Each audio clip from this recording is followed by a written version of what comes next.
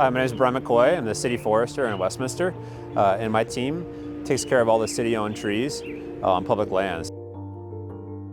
We're here to talk about emerald ash borer. It's an invasive insect that was first found in North America in about 2002. We found it in the city in 2019. The way that it spreads is the adults lay eggs on the bark, and those eggs then turn into larvae that tunnel underneath the bark, and that's actually what causes the damage and kills ash trees. And then when you get so many of those larvae within a tree, they kind of interconnect and weave past each other, and that stops the flow of water and nutrients up the tree.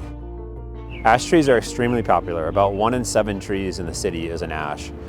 So one problem with having that many ash trees is that they're all susceptible to this insect, and they can all be killed by the insect. So we don't want to have them all killed at the same time or around the same time. So we can use treatments as a method to slow down the impact of EAB in the community.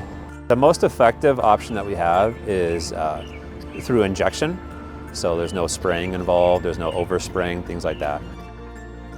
We're trying to bring awareness to the public about the issue and hopefully convince folks to preserve their trees if they're in good enough condition, and then to remove and replace the ones that aren't. They need to be treated every 2 to 3 years. So if you're going to go that route, make sure that you get on a treatment schedule with an arborist or a tree care company and have that done routinely every 2 to 3 years.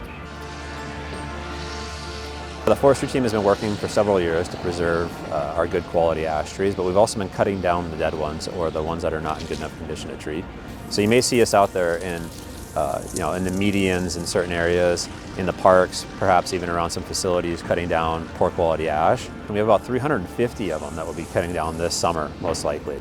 Feel free to stop and say hello and ask us what we're doing.